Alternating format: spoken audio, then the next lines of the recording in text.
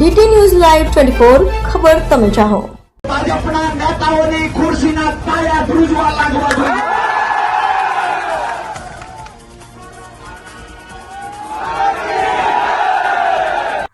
બોટાદ યાર્ડમાં કડદા મુદ્દે ખેડૂતોનું આંદોલન।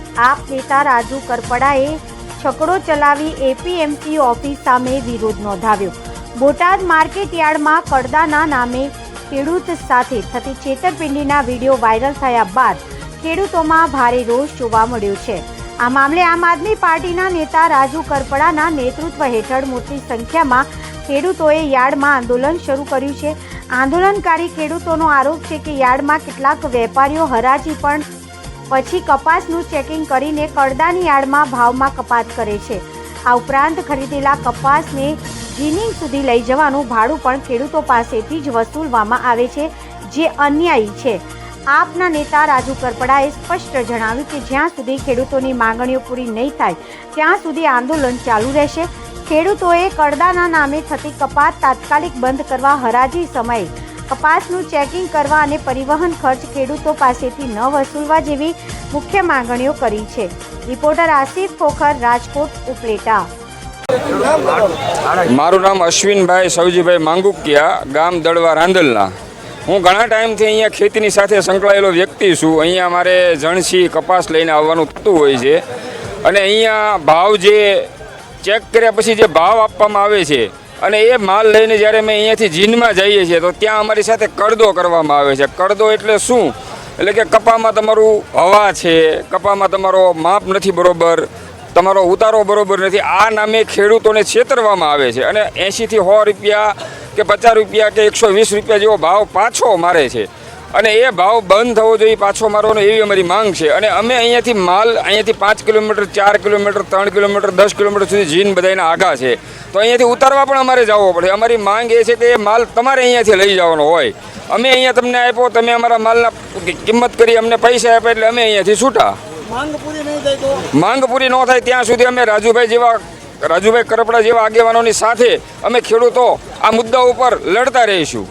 અને આજે બોટાદ કડદા માર્કેટિંગ યાર્ડની અંદર જે છેલ્લા 12 વર્ષથી ખેડૂતોને લૂંટવામાં આવી રહ્યા છે, જેની વિરુદ્ધમાં આજે હજારોની સંખ્યામાં ખેડૂતો આક્રોશ સાથે બે મહત્ત્વના મુદ્દાને લઈને રજૂઆત કરવા માટે આવ્યા છે।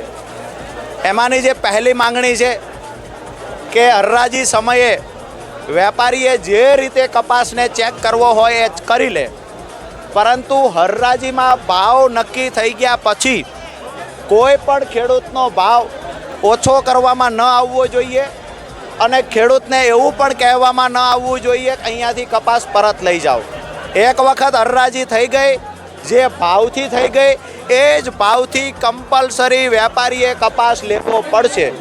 બીજી જે માંગણી છે અમારી કે બોટાદ માર્કેટિંગ યાર્ડની અંદર ખેડૂતની હરાજી થઈ ગયા પછી ખેડૂતને કહેવામાં આવે વેપારી દ્વારા કે અમારું જીન અહીંથી 10 કિલોમીટર દૂર છે, ત્યાં તમે કપાસ નાખી આવો। ખેડૂત આજ પછી માર્કેટિંગ યાર્ડના દરવાજા બહાર કપાસ નાખવા નહીં જાય। આ બંને માંગણીઓ સાથે અમે રજૂઆત કરવા આવ્યા હતા।